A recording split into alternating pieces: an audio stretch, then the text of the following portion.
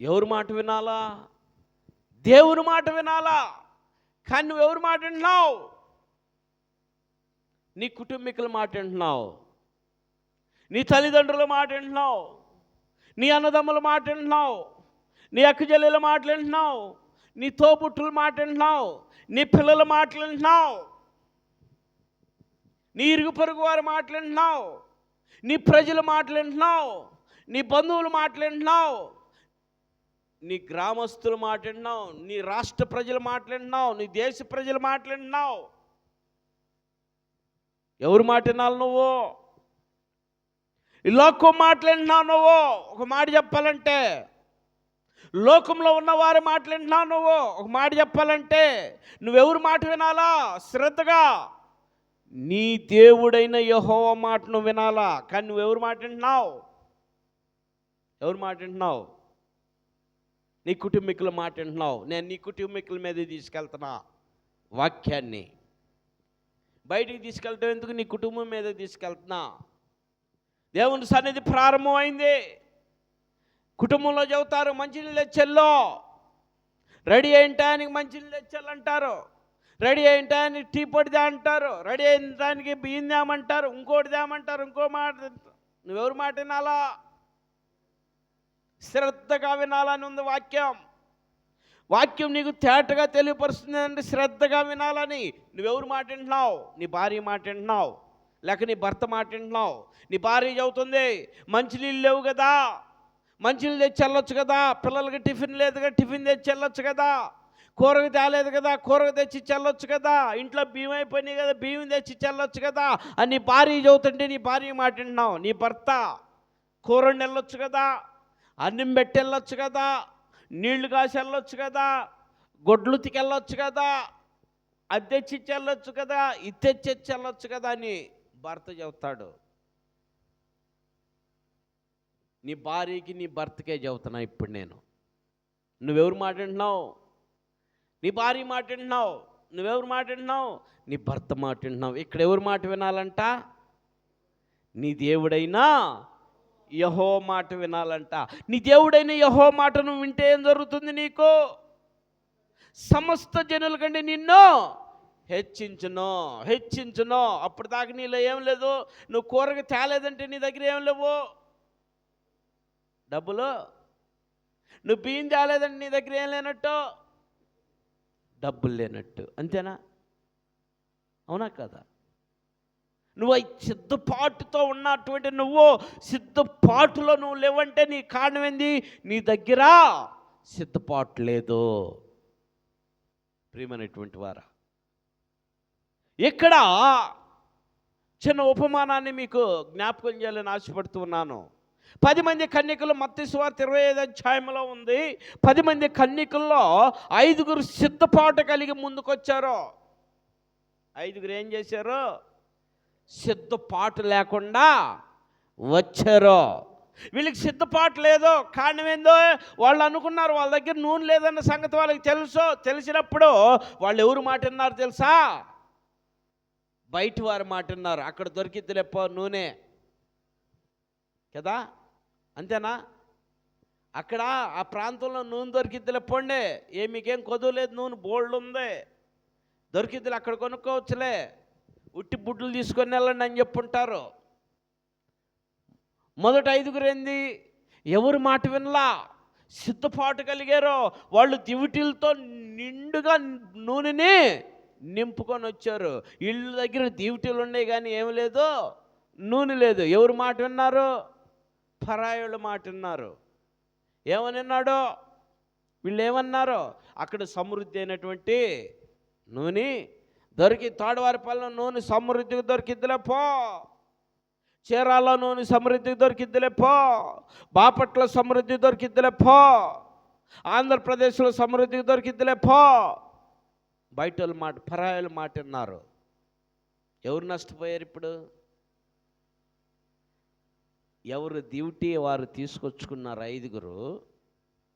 ఎవరు డ్యూటీ వాళ్ళు తెచ్చుకున్నారు, కానీ వారి డ్యూటీలు ఏం లేవంట, నూనె లేదు. ఎవరు నష్టపోయారు ఇప్పుడు? చెప్పినోడు మాట విన్నందువల్ల విన్నవాడు నష్టపోయాడు కదా. చెప్పిన మాట విన్నందువల్ల విన్నవాడు నష్టపోయాడు. ఇక్కడ ఏం తెలియపరుస్తుంది?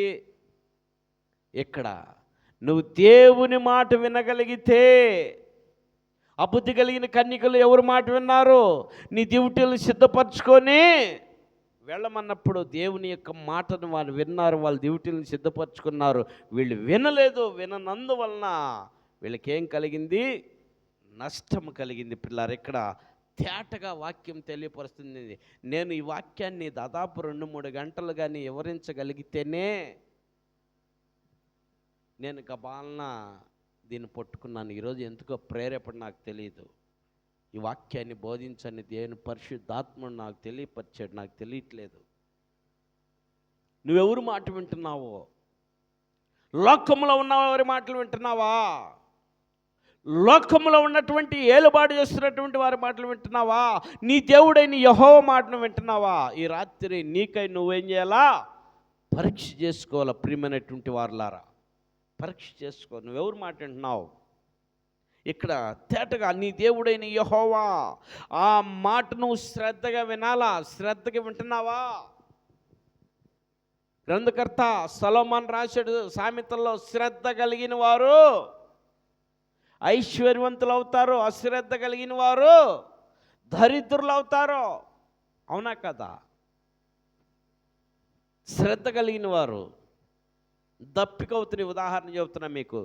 దప్పికవుతున్న ఇదిగో అక్కడికి వెళ్ళి ఆ పంపులో నీళ్ళు వస్తున్నాయి, పట్టుకొని తాగు అని చెప్పినప్పుడు శ్రద్ధగా వెళ్ళి బాటిల్ ఎత్తుకొని వెళ్ళి ఆ బాటిల్లో చక్కగా నింపుకుంటే ఆ పంపులో నీళ్ళు చక్కగా తాగగలగచ్చు. అదే అశ్రద్ధతో వెళ్ళి చేతులతో పట్టుకొని తాగుదాంలే అని వెళ్తే ఎంత తాగినా కూడా దప్పిక రాదు. అయ్యేదో బొట్లు 4 బొట్లే వచ్చి ఆగిపోయిందనుకో, ఈ 4 బొట్లు బాటిల్ అయితే నిండిపోతుంది. ఆ 4 బొట్లు చేతులు కడుక్కోవడానికే అయిపోతుంది కదా. ఇక నీకు తాగటానికి ఏడుంటుంది? అందుకనే ప్రతిదీ శ్రద్ధ కలిగి ఉండాలా, ప్రతిదీ శ్రద్ధతో చేయాలా. అందుకే శ్రద్ధ కలిగిన వారు ఐశ్వర్యవంతులు అవుతారు, అశ్రద్ధ కలిగిన వారు దరిద్రులు అవుతారని దేవుని వాక్యం స్పష్టంగా తెలియపరుస్తుంది. ఇక్కడ నీవు నీ దేవుడైనటువంటి మాటని నువ్వు శ్రద్ధగా వినగలిగితే,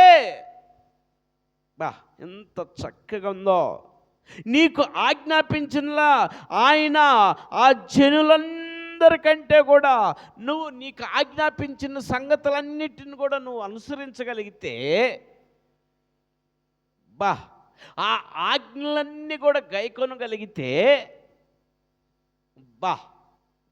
సమస్త జనులంట. ఎక్కడంట వాళ్ళు? సమస్త జనులు. సమస్త జనులు వాళ్ళు ఎక్కడున్నారండి? చూడండి, రాసి పెట్టాడు భూమి మీద, సమస్త జనులందరికంటే నిన్ను హెచ్చించును. చెప్పు హల్లెలూయా. నువ్వు హెచ్చింపబడాలి. నువ్వు సమస్త జనులందరికంటే నువ్వు హెచ్చింపబడాలంటే నువ్వేం చేయాలా? శ్రద్ధగా వినాలా, శ్రద్ధగా ఆయన ఆజ్ఞలు గైకొనాలా, శ్రద్ధగా ఆయన మాటలు, ఆయన్ని సన్నిధికి నువ్వు వెళ్ళాలా. ఎంత శ్రేష్టమైనటువంటి మాట. 2వ వచనంకి వెళ్తున్నా నేను మరలా ఫాస్ట్గానే. నీవు నీ దేవుడైన మాట వినిన ఎడల ఈ దీవెనలు నీ మీదకు వచ్చి నీకు ప్రాప్తించును. నీవు నీ దేవుడైన యెహోవా మాట వినిన ఎడల ఈ దీవెనలన్నీ నీ మీదకు వచ్చి నీకు ప్రాప్తించును. నీవు పట్టణములో దీవింపబడతావు, పొలములో పట్టణంలో దీవించబడతావు, పొలంలో కూడా దీవించబడతావు. నువ్వు పట్టణం వెళ్ళినా దీవించబడతావు, పొలం వెళ్ళినా దీవించబడతావు. కారణం ఏందో తెలుసా? పట్టణంలో వ్యాపారం చేసినా అభివృద్ధి చెందుతావు, ఊర్లోకి వచ్చి పొలం వేసుకున్నా కూడా అభివృద్ధి చెందుతావు కదా.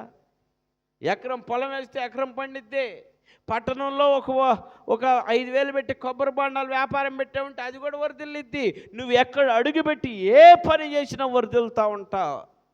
అది వర్ధిల్లాలంటే నువ్వేం చేయాలా? శ్రద్ధ కలిగి ఉండాలా. ఆయన ఆజ్ఞలు నువ్వు గైకొనాలా. ఆయన ఆజ్ఞలు ఏంటి తెలుసా? ఆయన ఆజ్ఞలు నిన్ను వలె నీ పొరుగు వారిని ప్రేమించుము. నీ పూర్ణ హృదయంతో, నీ పూర్ణాత్మతో, నీ పూర్ణ మనసుతో నన్ను ఆరాధించన్నాడు. 2 ఆజ్ఞలు ఇచ్చాడు. ధర్మశాస్త్రంలో 10 ఆజ్ఞలు ఉన్నాయి. యేసు ప్రభు వచ్చి 2 ఆజ్ఞలను వాటిని తీసివేయలేదు, కానీ ఇంక్లూడ్ చేశాడు 2 ఆజ్ఞలు. నీ పూర్ణ హృదయంతో, నీ పూర్ణాత్మతో, నీ పూర్ణ మనసుతో నన్ను ఆరాధించన్నాడు. అట్లానే నిన్ను వలె నీ పొరుగు వారిని ప్రేమించన్నాడు. దీనికి కారణం ఏంటో తెలుసా? నువ్వు పూర్ణ హృదయంతో, నీ పూర్ణాత్మతో, నీ పూర్ణ మనసుతో నువ్వు ఆయన ఆరాధించి నీ పక్కన కూర్చున్నటువంటి వాడిని నువ్వు ప్రేమించకపోతే ఉపయోగం లేదు.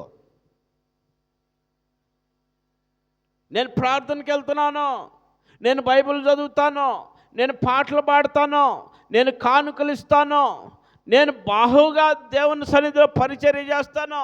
పొద్దున్నైతే నేనే మందిరం ఊడ్చేది, మందిరం బయట ఊడ్చేది నేనే, ఫ్యాన్లు వేసేది నేనే, కరెంట్ వేసేది నేనే, సౌండ్ సిస్టమ్ పెట్టేది నేనే, వాయిద్యాలు వాయించేది నేనే, అన్నీ చేసేది నేనే.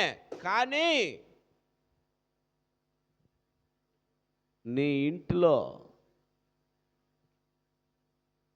మీ అన్న కానీ, మీ తమ్ముడు కానీ, మీ కుటుంబీకులు కానీ వాళ్ళని నువ్వు ప్రేమించకపోతే ఉపయోగము లేదు. నీ పొరుగువారంటే ఎవరో తెలుసా? మన ఇంటి పక్కన వాళ్ళు కాదండు. ఎవరు? నిన్ను వలె నీ కుటుంబంలో ఉండేవారిని. నువ్వేడుకొచ్చి దేవుడా దేవుడా దేవుడా దేవుడా ప్రభువా ప్రభువా ప్రభువా ప్రభువా ప్రభువా అంటే ఉపయోగం లేదు. ప్రభా అనేవాడు ఎవరు కూడా పరలోకానికి చేరడు. నా చిత్తాన్ని ఎవరైతే అంగీకరించి నెరవేరుస్తారో వారు ఆయన చిత్తాన్ని నెరవేర్చగలిగినటువంటి విధానం. ఆయన చిత్తాన్ని నెరవేరుస్తున్నావా? ఆయన చిత్తం ఏంటి? ఆయన ఆరాధించటం. ఈ భూమి మీద నువ్వు ఆయన ఆరాధించటం, అదే ఆయన చిత్తం. ఎలా ఆరాధించాలి? నీ పూర్ణ హృదయంతో, నీ పూర్ణ మనసుతో, నీ పూర్ణ ఆత్మతో ఆరాధించాలా. ఇంక నీ హృదయంలో ఏముండకూడదు, నీ మధ్యలో ఏముండకూడదు, నీ తలంపులు ఉండకూడదు.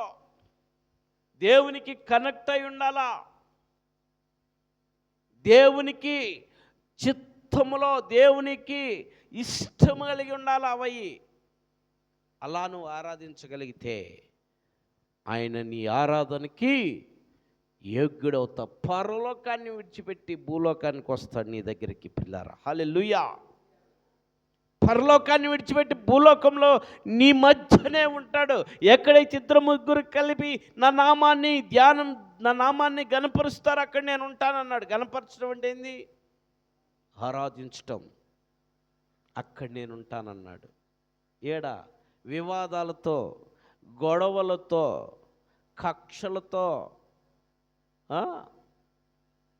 నువ్వేం పాడలేదులే కూర్చో, నువ్వు సరిగొట్టలేదులే కూర్చో అని అంటే ఎలాంటి ఉద్దేశాలతో నువ్వు ఉంటే దేవుని ఎక్కి మహిమనిద్దా?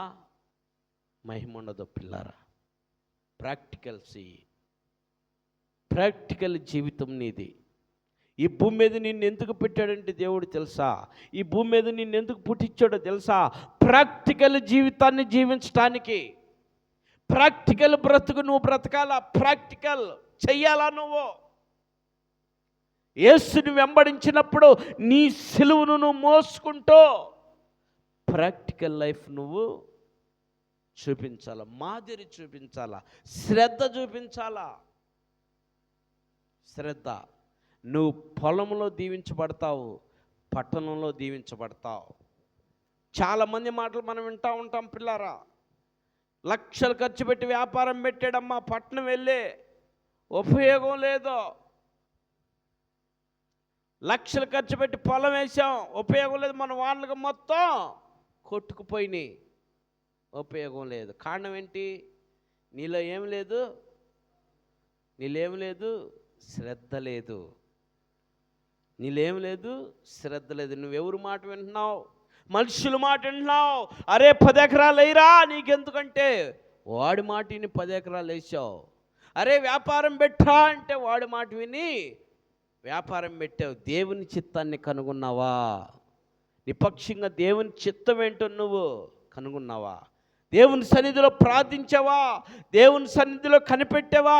ప్రభువా ఏమిటి నేను వ్యాపారం చేయొచ్చా? ప్రభువా ఏమిటి నేను పొలం వేయచ్చా అని దేవుని సన్నిధిలో నువ్వు వచ్చి దేవునికి మొరపెట్టి దేవుని సన్నిధిలో కనిపెట్టి నువ్వు ఉండగలిగేవా? ఒకవేళ నువ్వు నిజంగా అలా దేవుని సన్నిధిలో నువ్వు కనిపెట్టి ఉండగలిగి దేవుని యొక్క ఇచ్చినటువంటి ఆ దర్శనాన్ని నువ్వు చూడగలిగితే నువ్వెక్కడైనా కూడా ఫలింపైంది, నీ జీవితం ఫలింపైపోయింది. చెప్పుకుంటూ పోతే చాలా ఉంది. ఈ ఆశీర్వాదాలన్నీ నీకు రావాలి అంటే నువ్వేం చేయాలా? 15వ వచనము చదవాలా. నేడు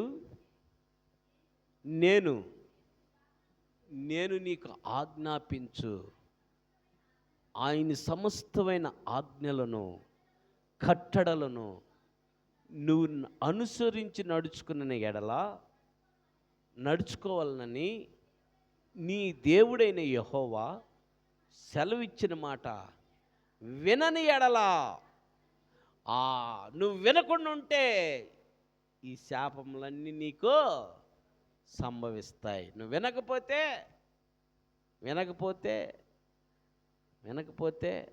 సంభవిస్తాయి. చిన్న ఎగ్జాంపుల్ చెప్పి నేను ముందుకు పోతాను, ముగిస్తాయి. ఇంకా కొట్టుకుంటుంటే ఇంట్లో వాళ్ళు ఏమంటారంటే రే ఎలబక అంటారు తల్లిదండ్రులు చూస్తే గబాలన. నేను వెళ్తాను, నేను వెళ్ళి తెస్తాను, నేను మనగొండానికి గబగబా వెళ్తే వాళ్ళు కొట్టుకునే వాళ్ళ మధ్యలో ఇంకో ఈడు వెళ్ళాడంటే ఏం చేస్తారు? పఠామని ఈడికి పడిద్ది. పఠామన పడంగానే వచ్చేం చెబుతాడు తెలుసా? పుటిక్కిని వెళ్ళాను రా, తలకాయ బాలు కొట్టారు, నాది బాలు కొట్టారు, కొట్టుకునే వాళ్ళు బాగున్నారు, నన్ను కొట్టారు, నాకు తలకు బయలిందని ఏడుస్తాడు. నా తల బాలు కొట్టారని ఇంటికి వచ్చి ఏడుతుంటే ఇంటికాడోళ్ళు ఏమంటారు? వెళ్ళొద్దురా అని చెప్పానా? వినకుండా వెళ్తేనే కదా జరిగింది, వింటే జరిగేదా? జరగదు. అట్లనే దేవుడి యొక్క సంకల్పాన్ని నువ్వు విని దేవుని యొక్క సంకల్పాన్ని నువ్వు జరిగించగలిగితే నువ్వు పట్టణం వెళ్ళినా ఆశీర్వదించబడతావు, పొలంలోకి వెళ్ళినా కూడా ఆశీర్వదించబడతావు. పట్టణం ఏంటి, పొలం ఏంటి అది చెప్పి నేను ముగిస్తా. పట్టణం దేనికి సాదృశ్యం? పొలం దేనికి సాదృశ్యం? పట్టణం పరలోకానికి సాదృశ్యం, పొలం వ్యవసాయానికి సాదృశ్యం. పొలం వెళ్ళగలిగితే వ్యవసాయం చేయాలా. వ్యవసాయం చేయగలిగినటువంటి వాడు కోతకి కొడవలు తీసుకున్నవాడు, కోతకి కొడవలు తీసుకున్నటువంటి వారు వంగి కోతని కొయ్యాల. అంతేనా? వంగినోళ్ళు కోస్తా వెళ్ళిపోతూ ఉండాల. నుంచొని కొయ్యగలుగుతారా? కొత్తరమ్మ ఎవరన్నా నుంచొని కొయ్యగలుగుతారా? నుంచొని కోస్తే యజమానుడు ఏం చేస్తాడు? తీసి పక్కన పడేస్తాడు, పనికిరావు పో అని. కోత విస్తారముగా ఉన్నది, పనివారు కొద్దిగా మంది ఉన్నారు. మరి కోత కోయటానికి నువ్వు సిద్ధపడుతూ ఉన్నావా? పొలంలో నువ్వు దీవించబడాలి. అబ్బా భలే పని చేస్తున్నాడు రా, భలే పని చేస్తుందిరా అని యజమానుడు నేను చూసి ఏం చేయాలా? శబాష్, నమ్మకమైన మంచి దాసుడా, మంచి దాసురాలని నీకేం చేయాలా? జీతం ఇయ్యాలా, కూలి ఇయ్యాలా. కూలి పొందుకోవాలంటే నువ్వు కోతను ఏం చేయాలా? శ్రద్ధగా కోయాలా. నువ్వు అశ్రద్ధగా కోసావంటే ఏమైంది? అశ్రద్ధగా కోసేస్తే త్రోసివేయబడతావు, తీసివేయబడతావు. పారదోల పడతావు, కూలిపోయిద్ది ఆ రోజు, నవ్వులు పాలవుతావు, తిప్పల పాలవుతావు. ఆలోచించే నువ్వు. పొలం దేనికి సాదృశ్యం అంటే విస్తారమైన పంటకి సాదృశ్యం. ఈ భూమి మీద ఉన్నటువంటి సమస్త జనులు విస్తారంగా ఉన్నారు. ఈ విస్తారమైనటువంటి జనాంగాన్ని దేవుని వైపు నడిపించడానికి, యేసు రక్తంలో కడగబడటానికి, యేసు మార్గంలో నడిపించడానికి నువ్వు పని పట్టుకొని బయలుదేరాల పిల్లరా. పని కట్టుకొని బయలుదేరాలా, పని కట్టుకొని బయలుదేరాలా. ఎంతమందిని దేవుని సన్నిధికి నువ్వు నడిపించగలుగుతున్నావు? ఈ రాత్రి కాలం నువ్వు ఆలోచన చేసుకో. నువ్వు శ్రద్ధగా దేవుని సన్నిధికి వస్తున్నావా, అశ్రద్ధగా దేవుని సన్నిధికి వస్తున్నావా? శ్రద్ధగా రాగలిగితే నువ్వేం చేస్తావు తెలుసా? నిన్ను అడ్డగించే వాళ్ళను కూడా నువ్వు ఏం చేస్తావు? శ్రద్ధగా వాళ్ళను కూడా ప్రేమతో తీసుకొస్తావు. నువ్వే అశ్రద్ధగా వస్తూ ఉంటే నీకు ఆటంకం చెబుతున్నటువంటి వాడిని ఏం చేస్తావు? నువ్వు వదిలేసుకొని నువ్వే వదిలేసుకుంటావు. అంటే నువ్వే తెచ్చుకోలేకపోతున్నావు.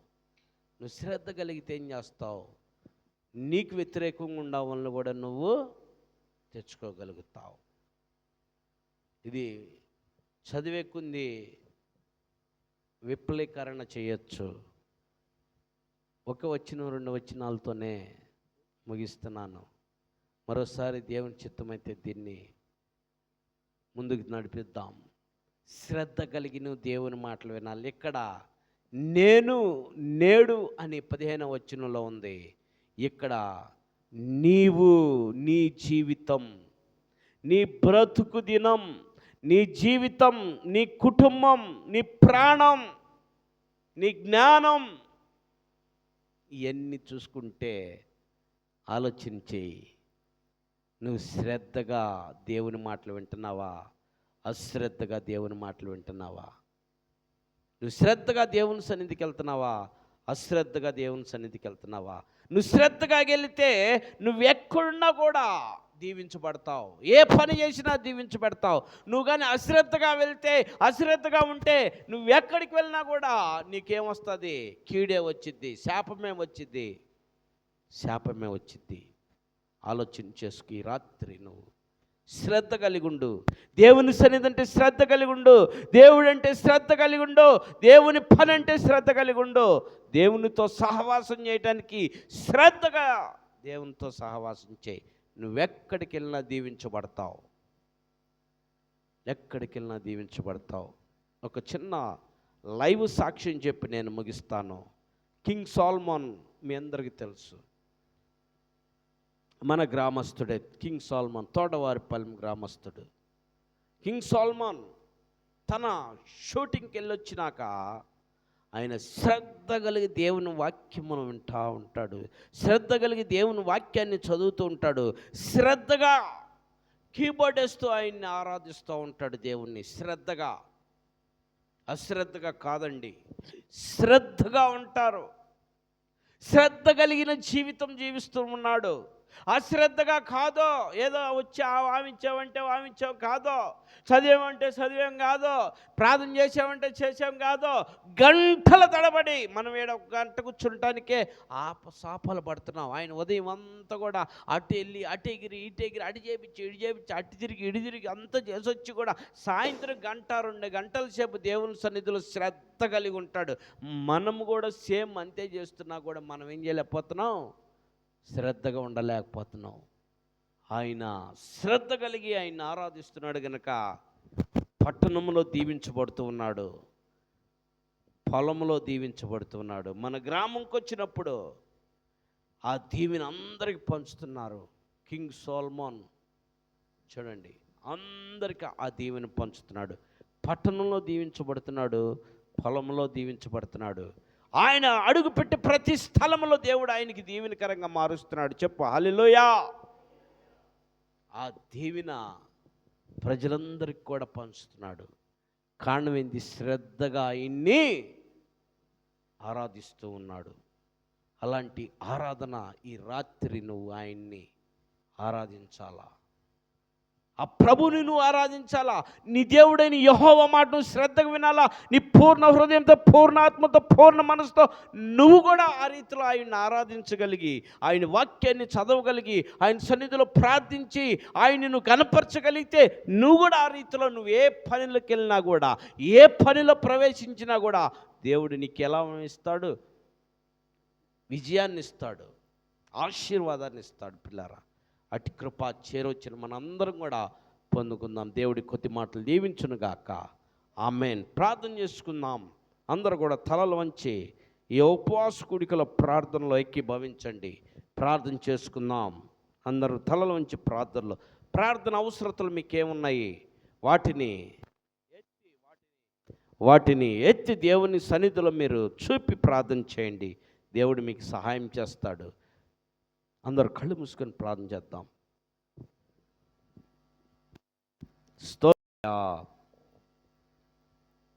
వందనాలు.